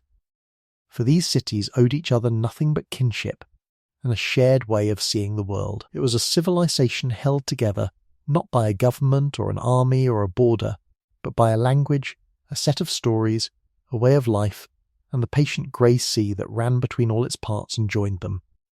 That is a rare and beautiful kind of unity, and a fragile one, and it is worth a quiet moment of wonder that it held together as long and as gloriously as it did. Let us take one more gentle walk before the day ends, and let us take it through Athens at the very height of its golden age, on an ordinary morning, so that we may see with our own mind's eye the world in which our old man on the stone step lived and thought and talked.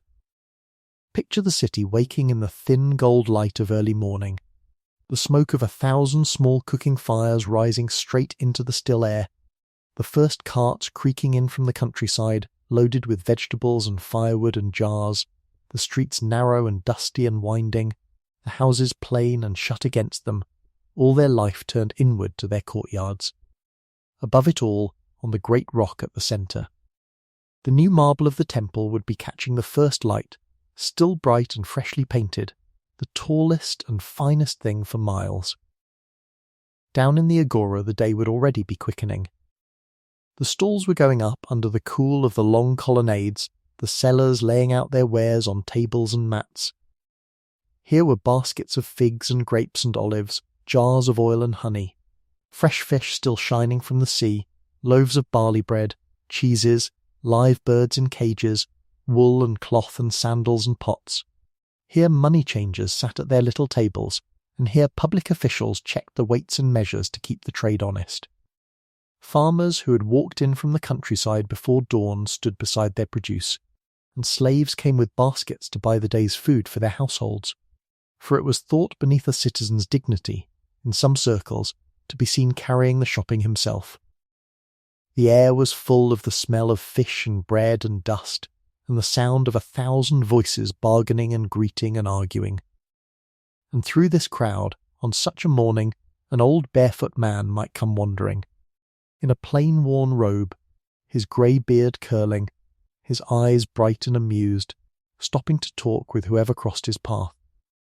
He would fall into step beside a young man he knew, or an important man he wished to know, and begin, as if only out of friendly curiosity, to ask him questions, gentle questions, one after another, about the things the man was most sure he understood, until a little knot of listeners had gathered to enjoy the show, and the confident man found himself tangled in his own answers and laughing ruefully at how little he truly knew.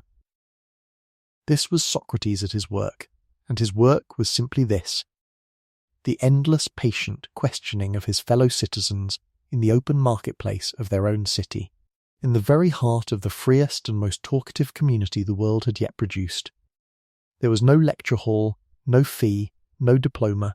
There was only the agora and the conversation and the slow hard joy of thinking honestly out loud in the company of others. The only thing I know, he liked to say, is that I know nothing. And he meant it not as a trick, but as the truest starting place of all wisdom.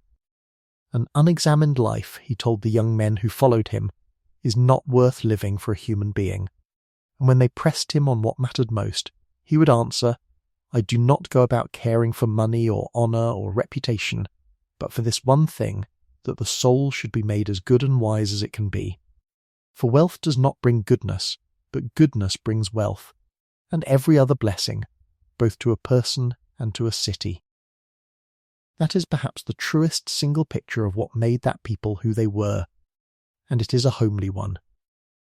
Not the battles, not the marble, not the empire of Alexander, but a plain old man in a busy market square, asking questions, and a crowd of ordinary citizens free and willing to stop and listen and argue back. For the deepest thing the Greeks discovered was not any single fact about the world. It was a way of being in the world, an attitude of open, fearless, friendly inquiry, a refusal to take the given answers on trust, a delight in reasoning things through together in the clear light of day. They did not always live up to it. They kept slaves, and shut their women away, and made cruel wars upon one another, and put their wisest man to death for asking too many questions. They were human, and their failings were the failings of their age and of every age. But they gave the world a picture of what a free and thinking human being might be, standing upright in the marketplace, owing his beliefs to no one, following the argument wherever it led, guided by the old teacher who had said, "Let us follow the reasoning together and go wherever it carries us, as the wind carries a ship," and that picture once seen has never been forgotten and never lost its power. And in the evenings when the market emptied and the long shadows came down off the great rock, the citizens went home to their suppers, or gathered in one another's houses for the drinking parties where, reclining on couches with cups of watered wine, the men of Athens would talk long into the night about love and politics and poetry and the nature of the good, sometimes with a philosopher among them steering the talk toward the deepest questions of all, while a flute played softly and the lamps burned low. Let us not fill our cups to the brim and drink them at a gulp, one host might say, raising his watered wine, but pour a little and talk a great deal, as befits men who are civilized and not merely thirsty. And another would answer him, the finest thing a man can have is a friend to think aloud with, and the second finest is good wine to think over. So the talk went round, gentle and unhurried, till the candles guttered, and outside the same stars wheeled over the same silver olive groves and the same dark shining sea that had watched over the first farmers 100 generations before, and would watch over their children's children 100 generations after, indifferent and beautiful and calm. The city talked and thought and slept and woke and talked again, and out of all that talking, in that one small place, in a few short lifetimes, came so much of what we still are. There is one more thing worth speaking of softly before we come to rest, and it is the gentlest and perhaps the deepest of all the things the Greeks thought about, for it is the thing they returned to again and again in their poetry and their philosophy alike. It is the question of how a person should hold the shortness of a human life, and the certainty that it ends, and the turning of fortune that no one can command. The Greeks did not look away from these things. They looked at them steadily, in the clear daylight of their reason, and out of that looking they drew not despair, but a kind of calm, and even a kind of sweetness. And there is comfort in it for us tonight. They believed, at the heart of their tragedies and their oldest wisdom, that a human being is a small and mortal creature under a vast sky, subject to a fate that even the gods could not always turn aside, and that pride and the grasping for more than a mortal's share was the surest road to a fall. The wisest counsel of their old sages, carved at the great shrine on the mountain for every pilgrim to read, was not a grand command, but two short and humble sayings. "Know yourself," said the first, and by it the old sages meant, know that you are mortal. Know your own limits. Do not imagine yourself a god. Nothing in excess, said the second, and by it they meant, seek the middle way. Take the balanced life. Do not grasp too hard at anything, whether wealth or power or even pleasure, for the grasping itself is what undoes us. These were not the words of a gloomy people. They were the words of a people who had looked hard at life and learned to hold it lightly. And out of that same clear-eyed acceptance came their sense of what a good life truly was, and it was a homely and reachable thing, not reserved for heroes. A good life, the wisest of them came to feel, was not a life of endless getting, nor of fame that the next generation forgets, nor of power that turns to dust in the hand.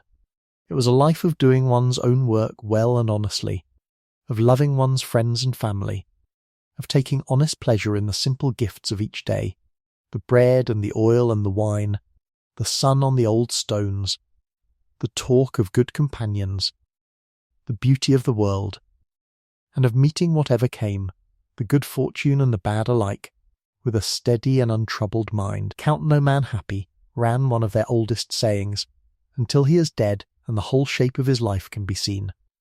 And another, gentler still, taught the secret of contentment in a single line. He is richest, it said, who is content with the least, for contentment is the true wealth of nature. The philosophers of the garden and the philosophers of the painted porch, for all their differences, agreed on this much, that peace of mind was worth more than any prize the world could offer, and that it lay within the reach of anyone wise enough to want the right things and to let go of the rest. They thought gently, too, about death, and about what might lie beyond it, though they did not pretend to certainty. In their old stories the dead went down to a dim grey underworld, a place of shadows, and there was little joy in that picture. But their philosophers offered kinder thoughts. Some, like the gentle teacher of the garden, said that death was simply the untroubled end of all sensation, the quiet putting out of a lamp, and therefore nothing at all to fear, for a sleep without dreams is not a thing that can hurt anyone. Death is nothing to us, he told his friends gently, for while we exist, death is not present, and when death is present we no longer exist, so it is nothing, either to the living or to the dead. Others, like the great dreamer of the forms, believed the soul to be immortal and imperishable, only borrowing the body for a while as a traveller borrows a lodging, and returning at death to the eternal and changeless world from which it came, so that death was less an ending than a homecoming and a release. And Socrates himself, on the last day of his life, calm among his weeping friends, said that a good man, he said, has nothing to fear, in life or in death. For either death is a dreamless sleep, and that is a gain, or it is a journey to another place, where I may talk at last with all the great and good who have gone before me, and what would I not give for that? He smiled at his weeping friends. You may bury me, he told them, if you can catch me. But do not say you are burying Socrates. Say only that you are burying my body. Then he asked them not to weep, for he had heard, he said, that a man should die in peace and quiet. Be brave, he told them, and say that you are only burying my body. Whichever it was, he said, a good man's affairs are not neglected by the powers that be, in life or in death, and so there was no cause for fear. Then he drank the cup, lay himself down, and was still. There is great peace in that, in the picture of a wise old man meeting the end of his own life without fear, having spent it well, having asked his questions and loved his friends and done his work, and lying down at last as easily as a tired person lies down to sleep at the close of a long and full day. The Greeks knew, better than most peoples have ever known, that the shortness of life is not its curse, but the very thing that makes it precious, that a day matters because it will not come again, that the light on the marble is more beautiful because it is fading, that we love the world the more for knowing we cannot keep it. And so they filled their brief bright day with as much beauty and thought and courage and friendship as it could hold, and then, when the evening came, they let it go, and lay down and slept, trusting the great slow rhythms of the world to carry on without them, as those rhythms always do and always will. That, in the end, is the truest gift of the little stony coast, greater even than the democracy and the philosophy and the marble, though it is woven through all of them. It is a way of facing our own small mortal lives with open eyes and a quiet heart, taking the good of each day gratefully, doing our work as well as we can, loving those near us, thinking honestly, holding lightly to what we cannot keep, and meeting the coming of the dark without fear, as a tired traveller meets the end of the road, or as any of us, when a long day is over, meets the coming of sleep. And so the long story of ancient Hellas has now come gently to its close. It has been a long journey, this one, from the first farmers turning the thin soil on a rocky coast, through the age of the heroes and the singers by firelight, through the rise of the little cities and the slow astonishing birth of the rule of the people in a dusty market square, through the wisdom of the barefoot questioner and his pupils, through the marble raised upon the high rock and the plays upon the hillside, and the games held every 4 years in the sacred grove, through the young conqueror who carried it all out to the world's far edge, and on down the long centuries in which the temples fell quiet, but the ideas would not die, passed from hand to hand and city to city, sleeping and waking and rising again, until they reached us here tonight. And if there is a single thought to carry down into sleep from all of it, let it be a soft and consoling one. It is that civilizations, even the greatest and most brilliant of them, rise and flower and fall within the vast slow rhythms of time, as surely as the seasons turn and the day gives way to evening, and that there is no sorrow in this, only the deep natural order of things. The temples grew quiet, the market squares emptied, the great voices fell silent one by one, and yet nothing truly fine that human beings make is ever wholly lost, for the best of it slips free of the stone and the marble, and lives on in other minds, in other tongues, in far-off cities its makers never dreamed of. The men who built the temple are long gone, but the beauty they found still stands in 1,000 later buildings. The old philosopher is 24 centuries dead, but his questions are asked by children in schools he could not have imagined, in lands he never knew existed. And on that same warm coast, all the while, ordinary people went on living the ordinary round, gathering the olives, pressing the grapes, mending their nets, telling the old stories to their children by the winter fire, exactly as their fathers had, exactly as some of them do softly still, tonight, under the same quiet stars. So let us return, at the very last, to where we began, to that single quiet picture. The old man is still there, still on his warm stone step as the daylight fades, barefoot, his weathered hands at rest now, his robe of honey and old ivory gone soft in the last of the light, his grey beard stirring a little in the evening air. His raised hand has come gently down. The question he was asking has been asked, and answered, and is at peace. Below him the small white town settles into evening, its cooking fires sending up their thin threads of smoke, and above it the marble columns above the town glow a last deep amber, and then fade into blue, as the sun slips into the sea. And the first stars come out over the water, the same stars the first farmers watched, the same warm grey sea that carried all those ships and all those ideas out into the waiting world. Now let that picture soften and grow dim, and let it go. Take a slow, easy breath, and let it out even more slowly. Feel the soft weight of the covers over you, and the quiet of the room around you, and the gentle hum of the fan blending into the dark. There is nothing more to do tonight, and nowhere you need to be. The long story is told. The old man on his stone step has closed his eyes, and the marble has gone to shadow, and the whole warm coast is drifting down into the same deep and peaceful sleep that is reaching for you now. Let your thoughts grow slow and quiet, like the wine-dark sea going still at evening, Let the day and all its cares and all these long centuries we have wandered through together settle softly into the past where they belong. Rest now. Breathe slowly, and let the gentle current of time carry you, as it has carried everything, kindly and without hurry, down into untroubled dreams. Would you like to drift off next to the story of another great and ancient people, or would you rather return one day to these same warm Greek shores and wander them again?